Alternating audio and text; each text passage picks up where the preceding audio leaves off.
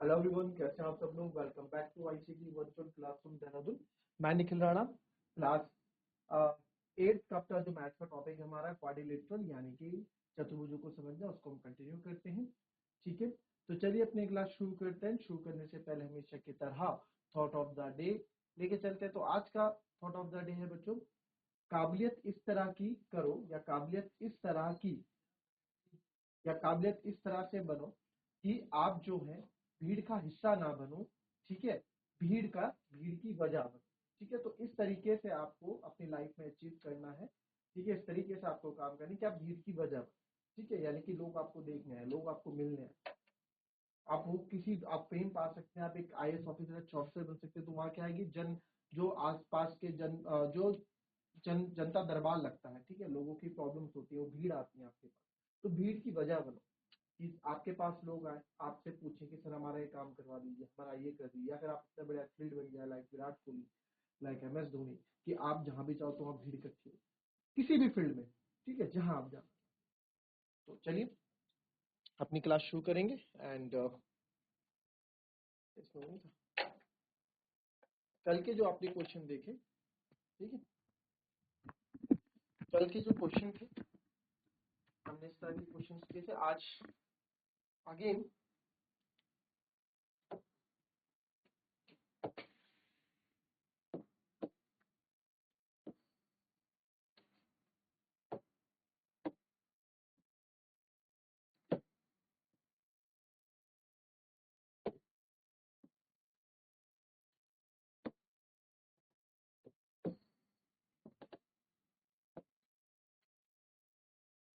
तो है एस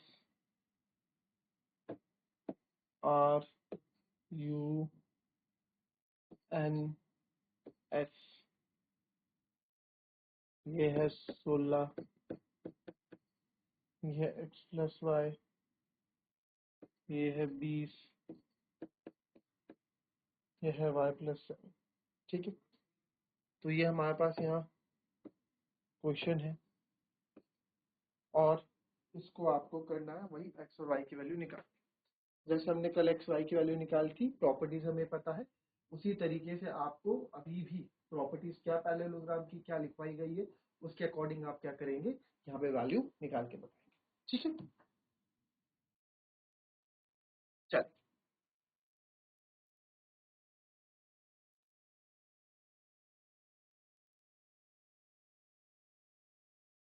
तो पैरेललोग्राम की प्रॉपर्टी पे आ जाते हैं। तो आपको पता होगा कि पैरेललोग्राम क्या करते हैं, पैरेललोग्राम के जो डायगोनल्स होते हैं एक दूसरे को बाइसेक्ट करते हैं। ठीक है, लिखाया था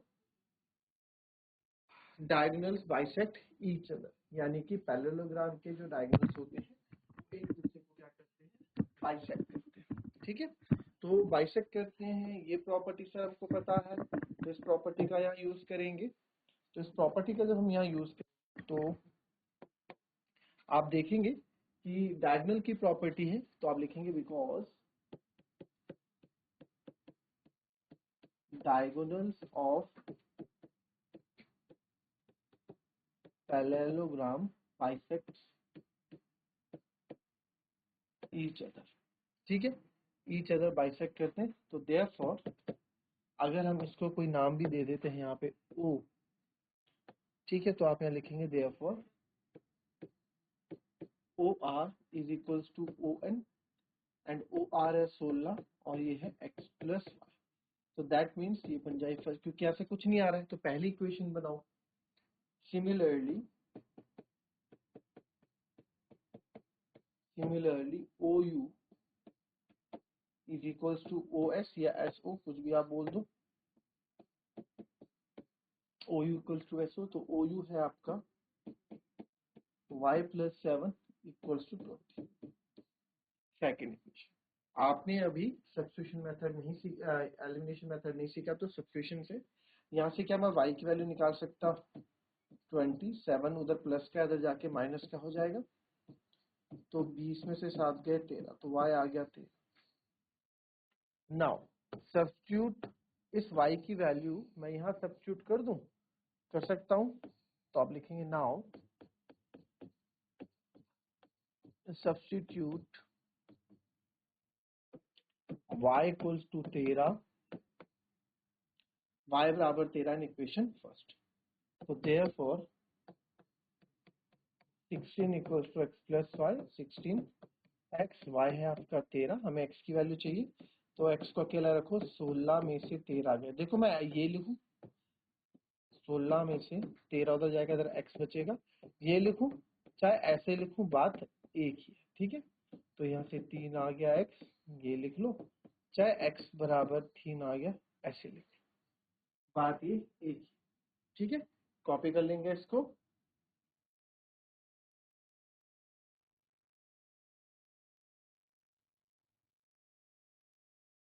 चलिए नेक्स्ट क्वेश्चन।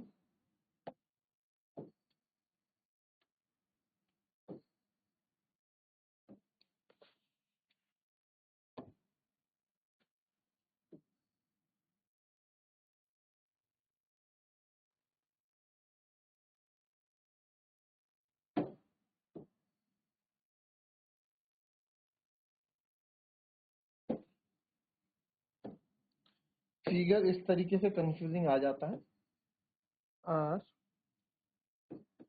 के आई सी ई एस एल यू, और क्या बोला गया है, ये x है, 120 है, ये 70। तो क्वेश्चन में क्या बोला गया है, R I S K risk and C L U E Q are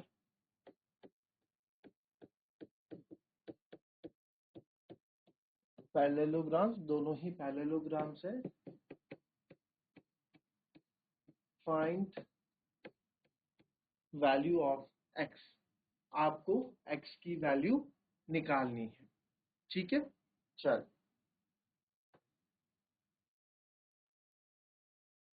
बताएं कैसे करेंगे x की वैल्यू निकालने के लिए।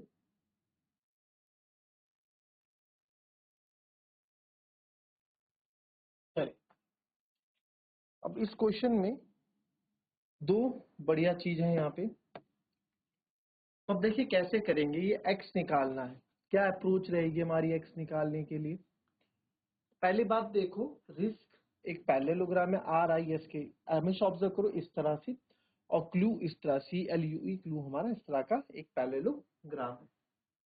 तो हमारा क्या, हमारे पास यहाँ क्या थॉट प्रोसेस रहना चाहिए कि x निकल जाए। तो यार एक बात बताओ, ये x निकालने के लिए, ये तो एक तो पैरेललोग्राम के बीचों बीच है, और ऐसे में कोई प्रॉपर्टी पता नहीं है ना कि बीचों बीच कोई हो जाए। तो x निकालने के लिए, तो x निकालने के लिए मेरे को या ये एंगल और ये एंगल अगर मैं निकाल दूं, तो मेरे को दिख रहा है कि ये ट्रायंगल बन रहा है, ठीक है। इसको हम अपनी तरफ से यहाँ एक नाम भी दे देते हैं, ए, ठीक है, पॉइंट को। तो अगर आप देखें in parallelogram C L U E clue, clue में देखें ध्यान से, C L U E clue में अगर आप देखें, ठीक है। चलो काफी, एक बार पिछली बार बच्चे ने क्या बोला था, एक अच्छा दिमाग लगाया था, काफी बच्चों के दिमाग में क्वेश्चन अभी भी आ रहा होगा कि सर ये 70 है तो ये 110 कर दो इधर, क्योंकि एडजेसेंट एंगल ऑफ पैरेललोग्राम क्या होते हैं, 180 डिग्री होते हैं। बोला तो आपने सही था, पर ये 70 है तो 110 ये वाला होगा, ना कि ये वाला, क्योंकि ये पैरेललोग्राम दूसरा है, ये इधर वाला पैरेललोग्राम। तो इस चीज का भी आप ध्यान रखना कि ये भी थॉट्स आते हैं, तो ये थॉट्स, ये जो 70 है तो 110 इधर नहीं, 110 ये वाला होगा, ठीक है। तो इन पैरेललोग्राम क्लू आप देखें कि opposite angle of parallelogram equal होते हैं, तो सर अगर ये 70 है तो ये भी 70 होगा, तो आप लिख सकते हैं angle E is equals to angle L.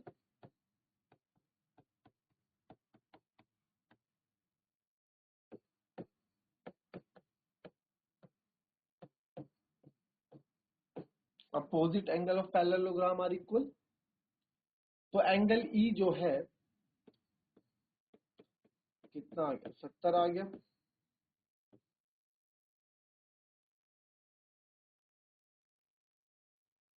Angle E क्या है, 70 आ गया। और एंगल E जब हमारा यहाँ 70 आ गया, तो अब सर ये वाले एंगल के लिए क्या करें, है ना, ये वाले एंगल के लिए हम क्या करें। तो यार ये 70 का यूज तो यहाँ हो गया कि ये 70 आ गया, बट इस 120 का क्या यूज होगा। तो अगर आप ध्यान से देखें, ये भी तो एक पैरेललोग्राम है ना। एडजेसेंट एंगल ऑफ पैरेललोग्राम क्या होते हैं, 180 डिग्री। ठीक है, तो देयरफॉर मैं लिखूंगा नाउ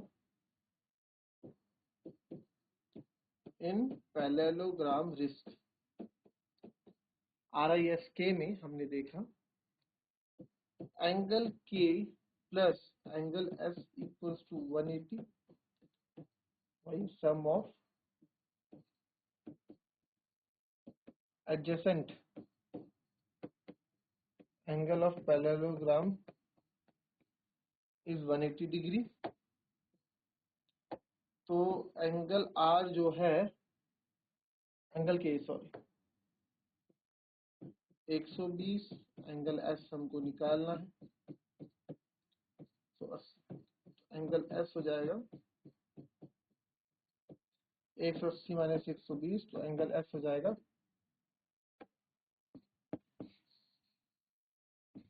60। एंगल S कितना हो जाएगा, 60 डिग्री। तो 60 हो गया, तो ये मेरे पास 70 आ गया, ये 60 आ गया, तो x आ गया। Now in triangle EAS triangle में हम देख रहे हैं angle E plus angle A plus angle S is equal to 180। Angle E जो है 70, एंगल A बराबर है हमारा x, वही तो निकालना है, और एंगल S है हमारा 60। 130 plus x equal to 100, x बराबर हो जाएगा 180, 130 हो जाएगा। तो माइनस का देखो, सब आपने कब सीखा था, सेकंड चैप्टर में, और सेकंड चैप्टर की सीखी हुई चीजें यहाँ काम आ रही है। तो x इक्वल टू क्या हो जाएगा, 50 डिग्री। तो x बराबर क्या हो गया हमारा, 50 डिग्री। ठीक है, तो इस तरीके से ये क्वेश्चन आपका होना था। अच्छा क्वेश्चन था, इंपॉर्टेंट क्वेश्चन था, कॉपी कर लीजिए।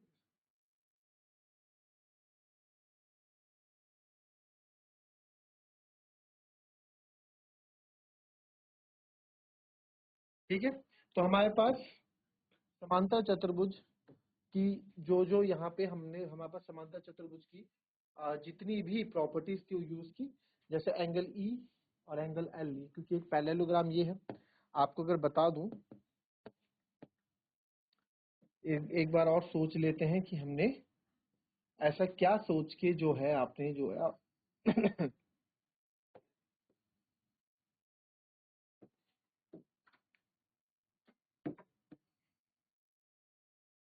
एक पैरेललोग्राम ये है, ठीक है, और दूसरा जो पैरेललोग्राम है वो आपका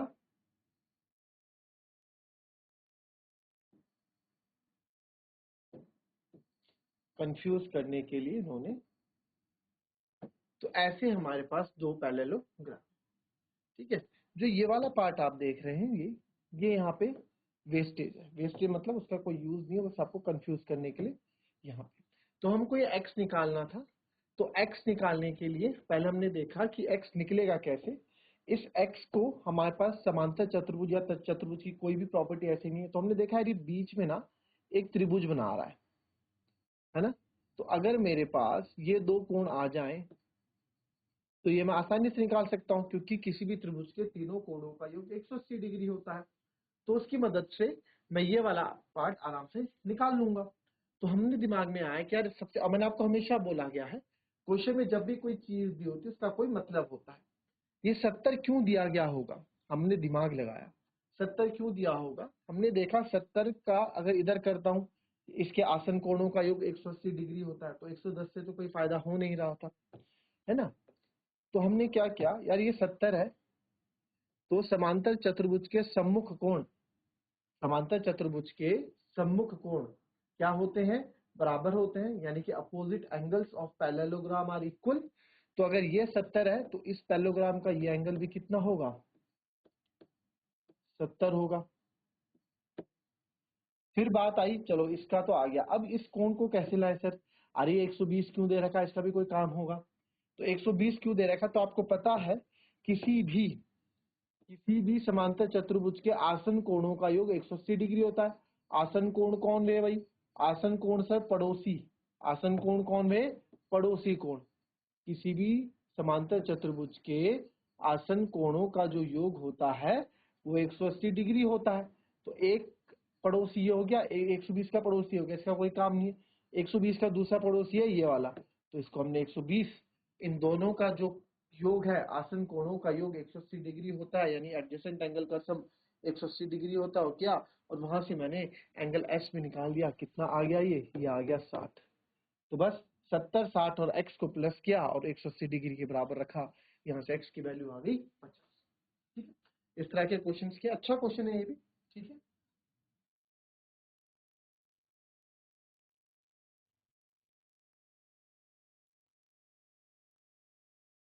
चलिए रेक्टेंगल यानी कि आयत की भी आपने गुणधर्म प्रॉपर्टीज लिखी हैं, तो रेक्टेंगल पे क्वेश्चन आपको मैं होमवर्क के लिए दे देता हूँ। ठीक है, रेक्टेंगल पे एक क्वेश्चन होमवर्क के लिए आप ले लीजिए।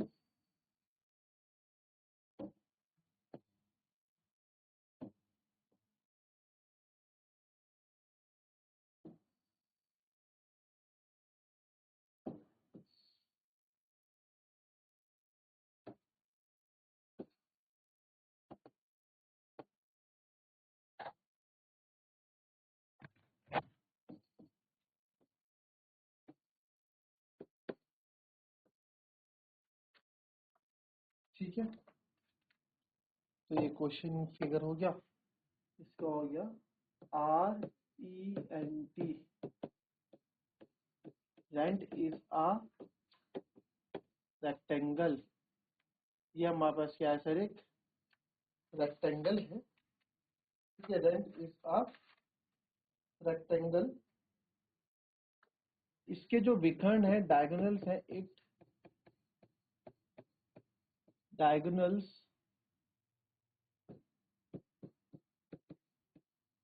meets at its diagonals meets at O, O पे मीट कर रहे हैं।